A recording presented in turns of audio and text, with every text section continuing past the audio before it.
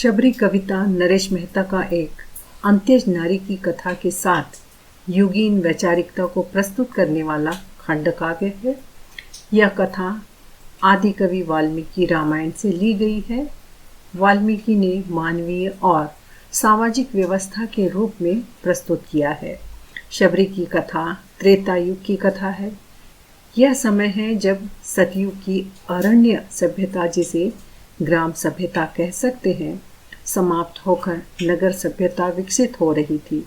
लेकिन विंध्याचल के वनों की जनजातियां मात्र आदिम अवस्था का जीवन जीती थी। सभ्य समाज के लिए वे जातियां असभ्य थी। वे पशु पक्षियों की हत्या करके उनके मांस पर अपनी उपजीविका चलाते थे। इन जनजातियों में शबरी एक थी, जिसे पशु हत्या, मांसाहार और इन सब कार्यों से घृणा होती थी। और शबरी एक दिन उस बूचड़ खाने जैसे घर से निकल जाती है। अपना परिवार, पति, जाति सब कुछ त्याग देती है और मतंग ऋषि के आश्रम में चली जाती है। और यह जो कविता यहाँ प्रस्तुत की गई है, यह वही मतंग ऋषि के आश्रम में शबरी का जाना होता है और वह जाकर वहाँ अपने लिए स्थान मांगती है। कविता इस प्रकार शुरू होती है। शाल और सागौन वनों को पार किया शबरी ने, सुन रखा था नाम कभी पंपासर का। शबरी ने पंपासर में बड़े बड़े ऋषि मुनियों के हैं आश्रम। ज्ञान ध्यान तप आराधना के तीर्थ रूप हैं आश्रम। इन ऋषि मुनियों में मतंग ऋषि थे, सबसे तेजस्वी, दूर देश से सुनने आते वाणी जो ओजस्वी। शबरी अपने घर के, परिवार की और अपनी जाति के व्यवहार से, जीवन शैली से त्रस्त हो चुकी थी। उसे वह जीवन अच्छा नहीं लग रहा था। वह स्थान छोड़ देती है और पहले से ही उसने सुन रखा था कि शाल और सागौन के जो घने जंगल हैं, उसमें पंपासर जो सरोवर है, उसके किनारे एक आश्रम है जिसमें बड़े बड़े तपस्वी रहते हैं। आश्रम है जिसमें ज्ञान ध्यान आराधना, भजन कीर्तन, सत्संग आदि होता रहता है। और मतंग ऋषि जो हैं वे सबसे अधिक तेजस्वी हैं और उनकी वाणी को, उनसे ज्ञान प्राप्त करने के लिए, उनसे सत्संग प्राप्त करने के लिए दूर दराज से लोग आते हैं। पंपापुर में पहुंच लगा आश्रम में कैसे जाए, शबर जाति की स्त्री कैसे ऋषि के दर्शन पाए। प्रातःकाल हुआ ही था, सब स्नान ध्यान में रत थे। यज्ञ आदि के लिए बटुक जन लकड़ी बीन रहे थे। आधी रात को शबरी अपने घर से निकल तो पड़ती है और उसने पंपासर के आश्रम के बारे में भी सुन रखा था, मतंग ऋषि के बारे में भी सुन रखा था। और जो कुछ उसने सुन रखा था उसी के आधार पर वह निकल तो जाती है। लेकिन वहाँ पहुँचकर उसे संकोच होता है कि मैं निम्न जाति की हूँ, शबर जाति की हूँ, भील जाति की हूँ और एक स्त्री हूँ। मैं कैसे ऋषि का दर्शन पाऊँ, मैं कैसे उनके सामने जाऊँ। और वह संकोच करती है। और जब वो वहाँ पहुँचती है तो देखती है कि सुबह ही हुई थी और सभी अपने स्नान ध्यान और नित्य कर्मों में लगे हुए थे। और जो छोटे छोटे सन्यासी थे वे लकड़ी बीन रहे थे। कोई क्यारी छाट रहा था, सींच रहा था जल कोई, दूही जा रही थी गायें, सब रंभा रही थी कोई। और वे देखती हैं और कुछ बटुक हैं, वे लकड़ियाँ बीन रहे हैं, कुछ क्यारियों की साफ सफाई कर रहे हैं, कुछ पेड़ पौधों में जल सींच रहे हैं। और आश्रम की जितनी भी गायें थी वे रंभा रही हैं और उनका दूध भी निकाला जा चुका है। आगे कविता इस प्रकार है। जल कलशी ले ऋषि कन्याएं पोखर आती जाती थी, भीगी एक वसन में सब धुले चरण दर चलती। और वे देखती हैं कि दूसरी तरफ जो ऋषि कन्याएं थी वे पोखर से अर्थात तालाब से जल लेकर, जल कलश में लेकर जा रही थी।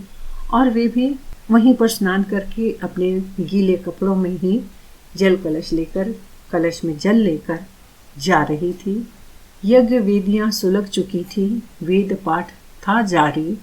कितनी दिव्य और भव्य थी शांति यहाँ की सारी।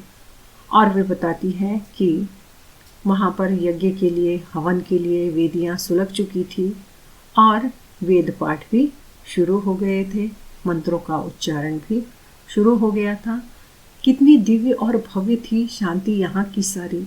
और वे बताती हैं कि एक और तो यज्ञ की वेदियाँ, हवन की तैयारी हो चुकी थी और मंत्रोच्चारण भी हो रहे थे।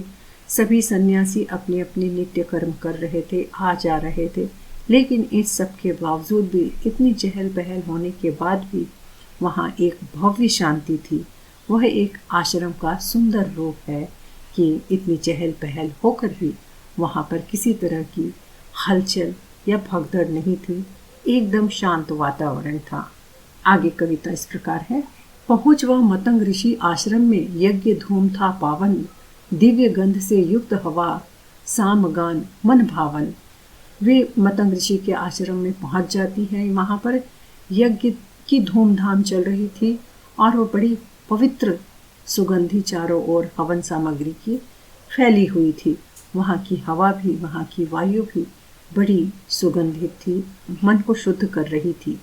जाकर स्नान किया पोखर में, हो पवित्र तन मन से, बैठ गई आश्रम फाटक पर, सार्थक हो दर्शन से।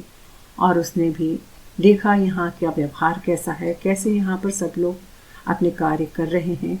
उसी अनुसार वह भी पोखर में जाती है, तालाब में जाती है और अपना तन और मन पवित्र करके, स्नान करके मतंग ऋषि के आश्रम के फाटक पर, गेट पर आकर बैठ जाती है कि जब वे यहाँ से जाएंगे तब मैं उनके दर्शन प्राप्त कर लूँगी, तब मैं उनके दर्शन कर लूँगी। शांति पाठ हो चुका। मतंग तब मंडप से उठे, देखा फाटक पर स्त्री को तो थोड़ा सकुचाए। और इस तरफ शबरी मतंग ऋषि के बाहर आने का रास्ता ही देख रही थी और उधर शांति पाठ होते ही जब मतंग ऋषि मंडप से उठे तो उनका ध्यान गेट की तरफ गया और उन्होंने देखा कि कोई स्त्री वहाँ फाटक पर बैठी है। तो उन्हें थोड़ा संकोच हुआ कि कोई स्त्री होकर वह कैसे गेट पर बैठी है, कैसे फाटक पर बैठी है।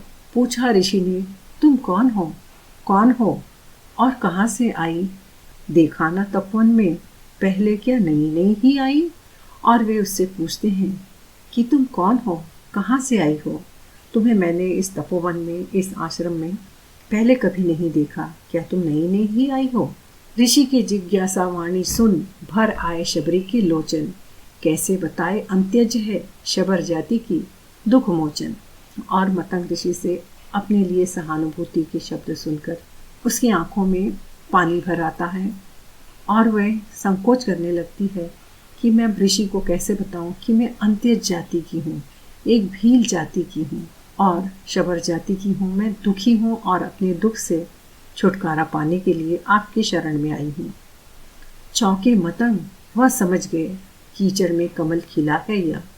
और उसके हाव भाव देखकर ही मतंग ऋषि समझ गए कि यह जरूर अंत्यज जाति की है, लेकिन इसका मन बड़ा पवित्र है। और वे सोचते हैं कि हाँ, यह कीचड़ में खिला हुआ कमल है, होती अछूत पर जाने किन जन्मों का पुण्य खिला है यह। और बोलते हैं, मन ही मन वे सोचते हैं कि इसका अछूत जाति में जन्म तो हुआ है, लेकिन इसके जन्मों का पुण्य कर्म का फल है कि इसका मन इतना पवित्र है कि निम्न जाति में जन्म लेकर भी वह मन से कितनी पवित्र है। चुप देख पुनः शबरी बोली, चिंता न करे मेरे कारण, मैं किसी पेड़ के नीचे रहकर कर लूंगी जीवन यापन। और मतंग ऋषि उसके बारे में ही सोच रहे होते हैं, वे कुछ जवाब नहीं दे पाते हैं। तो शबरी को लगता है कि मतंग ऋषि शबरी को लेकर कुछ परेशानी में है और वह अपनी तरफ से ही बोलती है। उनको चुप देखकर कहती है कि आप मेरे कारण परेशान ना हो, मैं किसी पेड़ के नीचे रह लूँगी और अपना जीवन यापन कर लूँगी। आप मुझ जैसी अछूत स्त्री को अपने आश्रम में स्थान नहीं दे सकते तो कोई बात नहीं, मैं किसी पेड़ के नीचे रहकर अपना जीवन यापन कर लूँगी। मैं चाह रही थी केवल प्रभु के श्री चरणों की सेवा करना, मैं कर लूँगी, संतोष मिले यदि गायों की सेवा करना। और वह आगे बताती है कि मैं तो प्रभु की चरणों की सेवा करना चाहती थी, लेकिन अगर आप यह सेवा मुझे करने देने में असमर्थ हैं तो कोई बात नहीं, मैं गायों की सेवा करके ही संतोष प्राप्त कर लूँगी, खुश हो लूँगी। आप मेरे कारण परेशान न हो। प्रभु के श्री मुख से प्रवचन सुन भवसागर तर जाऊंगी। पापी हूँ, गुरु की कृपा हुई तो हरि गुण गाकर तर जाऊंगी। और आगे वह बोलती है कि मैं आपकी सेवा तो नहीं कर पाई, लेकिन हे प्रभु, आपके प्रवचन सुनकर ही मैं अपने पापों से मुक्त हो जाऊंगी, इस भवसागर से तर जाऊंगी। मैं पापी हूँ, मैं अपने पाप से मुक्त हो जाऊंगी और गुरु की कृपा हुई तो हरि गुण गाने का भी मुझे अवसर मिलेगा। मैं भजन गाकर ही अपने आप को पवित्र कर लूँगी, तर जाऊँगी। मैं पापी हूँ हतभागी, इस भवसागर से पार करो। प्रभु चरणों में ही भक्ति अटल, मुझको दासी स्वीकार करो। और वो बोलती है कि मैं हतभागी हूँ, मेरी किस्मत फूटी है, मैं पापी हूँ, आप मेरी सहायता करके मुझे इस भवसागर से पार करा दीजिए। प्रभु चरणों में ही भक्ति अटल, मुझको दासी स्वीकार करो और मैं आपके चरणों में ही रहूँगी। मुझे आप अपनी दासी स्वीकार कीजिए, मेरा उद्धार कीजिए। विश्वास हो गया ऋषि को शबरी, निश्चय पुण्यात्मा जाने किन कर्मों के हित्ती भटक गई यह आत्मा। और मतंग ऋषि को उसके शब्द सुनकर, उसकी बातें सुनकर विश्वास हो गया कि यह शबरी निश्चित ही किसी पुण्य आत्मा का अंश है और वह अपने कुछ कर्मों के कारण भटक गई थी और उसका जन्म उस भील जाति में हुआ, अन्यथा वह एक पुण्य आत्मा है। जब प्रभु ने ही भेजा वे पथ भी दिखलाएंगे, है दीन बंधु निश्चय इस दीना को अपनाएंगे। और वे बोलते हैं कि तुम्हें प्रभु ने ही भेजा है, तुम्हें यहाँ का स्थान, यहाँ का रास्ता भगवान ने दिखाया है, तो वह आगे का रास्ता भी दिखाएंगे। दीन बंधु भगवान हम सभी के बंधु हैं, वे हम सभी का भला चाहते हैं, निश्चित ही इस दुखियारी को भी अपनाएंगे, तुम्हें अवश्य यहाँ स्थान मिलेगा। इस तरह कहकर मतंग ऋषि उसे स्वीकार करते हैं। अब हम अगली पाठ्य सामग्री की ओर आगे बढ़ते हैं कि आपको प्रश्न पत्र में पहला प्रश्न आता है। निम्नलिखित प्रश्नों के उत्तर एक शब्द या वाक्यांश में लिखिए। जिसके लिए यहाँ पर इस कविता पर आधारित कुछ प्रश्न मैंने तैयार किए हैं और जिनके उत्तर भी लिखे हैं। और यह प्रश्न उत्तर आपको सारांश लिखने में भी सहायता करेंगे और ससंदर्भ व्याख्या करने में भी सहायता करेंगे। और यहाँ आपको इन प्रश्नों के उत्तर एक शब्द में ही लिखने होते हैं, इस बात का आपको ध्यान रखना है। और इसके बाद हम अगले चरण में पहुँचते हैं। दूसरा प्रश्न आता है ससंदर्भ व्याख्या कीजिए। आपको पूरी किताब में से 3 प्रश्न दिए जाएंगे जिनमें से आपको ससंदर्भ व्याख्या करनी होती है। तो यहाँ आप वीडियो के पहले भाग का सहारा ले सकते हैं। और तीसरा प्रश्न आता है कविता का सारांश लिखकर उसकी विशेषताओं पर प्रकाश डालिए। तो यहाँ पर आप देख रहे हैं कविता का सारांश बिंदु रूप में पॉइंट वाइज बना दिया गया है, जिससे आपको पूरी सहायता मिल सकती है। और चौथा प्रश्न आता है टिप्पणी लिखिए। निम्नलिखित में से किसी एक पर टिप्पणी लिखिए। तो आपको 2 शीर्षक दिए जाएंगे, उसमें से एक पर टिप्पणी लिखना होगा।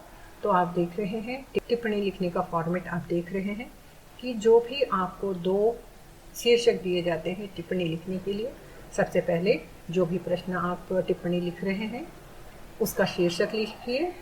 उसके बाद उस शीर्षक का परिचय लिखेंगे कि यह हमारी पाठ्य पुस्तक का नाम लिखिए।